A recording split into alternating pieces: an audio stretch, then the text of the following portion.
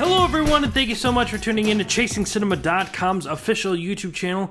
I'm your host, Jacob Tiranno, and today I'm going to be reviewing Finding Nemo. Today is Thursday, which means it's Throwback Thursday, so I decided to pull out this movie because yesterday I reviewed the Finding Dory teaser trailer. If you've not seen that movie, or if you've not seen that video, there's a white circle up here with an eye in it. Click that, and all the links that I have been doing lately will come right up. Click on it, and you can watch that video. Now, Finding Nemo came out 12 years ago. It took it's coming out in June. The sequel is coming out in 2016, so 13 years after the first, we're going to be getting a sequel. Now, this movie, I think, is one of the best films from Disney-Pixar. The film is directed by Lee Unkrich and Andrew Stanton. And I think this movie just has a lot of heart.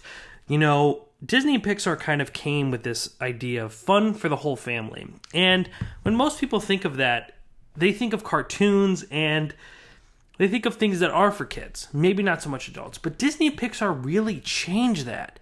They made cartoons something that everyone can enjoy, not just kids. I would argue some of the best stuff that we have gotten in the last decade has come from Disney and Pixar. These movies are not just for kids.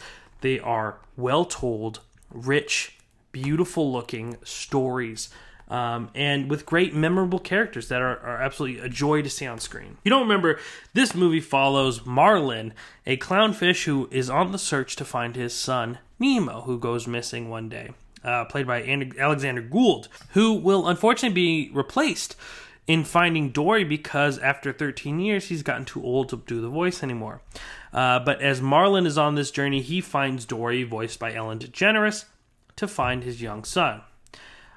This is an unbelievable journey.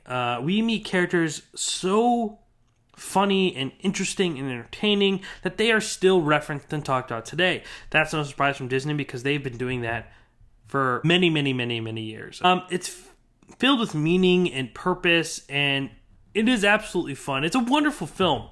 I'm looking at my review now that I reviewed when the film was re-released in 3D, probably in 2013, which was when it turned 10 years old.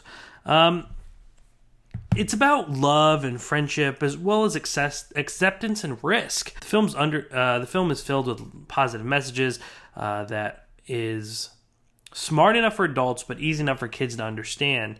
It is swam to the hearts of our generation. And I think as I still to this day will say Hakuna Matata, I think a lot of kids from this generation who grew up on this movie will continue to say, just keep swimming. I think Dory and Marlin are one of the best duos that we see in Disney and Pixar. I mean, that whole world, all Pixar is usually based on dynamic relationships, and I think this is one of them. The way their feelings change about each other.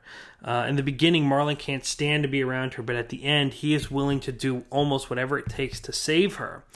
Dory herself finds her way into the heart of the audience before any other character in Finding Nemo because she's just so lovable and innocent and pure.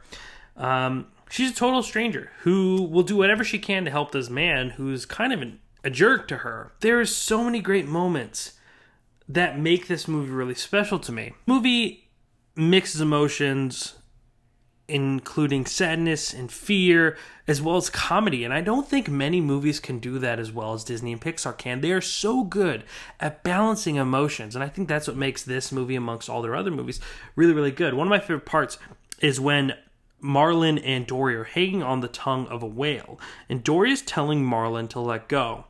And Marlin is so afraid of what's going to happen. He's so afraid to take risks.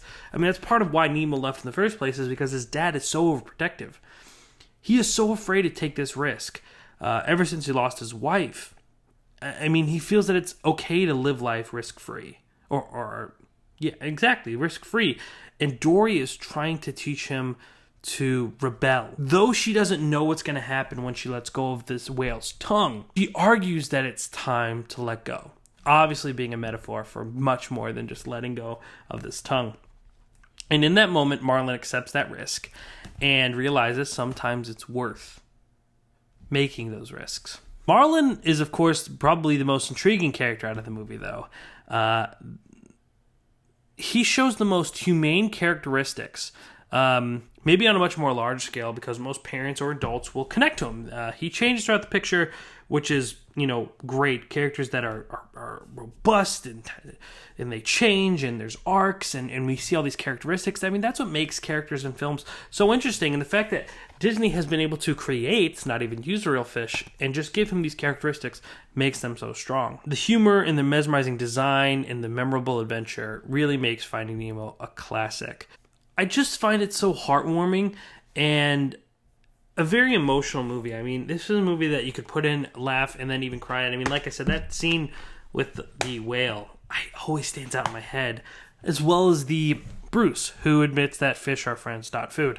I mean, those are scenes that I remember vividly watching. And even I kind of grew up watching. I mean, it was a little bit older. I was in 5th grade. This movie came out in 2013. No, 2003. I graduated in 2010. Yeah, so I was in 5th grade, I would think. And I vividly remember going to the movies to see this movie more than once. It's nowhere near forgotten. And the fact that this movie has kept up such momentum the past 13 years that they can now do a sequel is amazing. But it's great because sometimes sequels too soon, we don't get enough to miss these characters. But I know a lot of people who miss Marlin, Nemo, and Dory, and I'm one of those people. So let me know how you feel about Finding Nemo down here in the comment sections. Let's talk about this great movie with phenomenal animation and a very amazing, memorable story. I can't wait to see Finding Dory. Again, make sure to check out that video. All the information is in the description box. Again, let me know what you feel about Finding Nemo down here in the comment sections below. Also, hit that thumbs up. Let me know you're enjoying this video that you're watching today. The best way to never miss a video that we do is hit that subscribe button. You will see tomorrow as I review Love the Coopers. Saturday, I address a lot of the questions I get as a film critic and all the other fun stuff that we do each and every week. Ladies and gentlemen, my name is Jacob Tiranno, and please continue chasing cinema.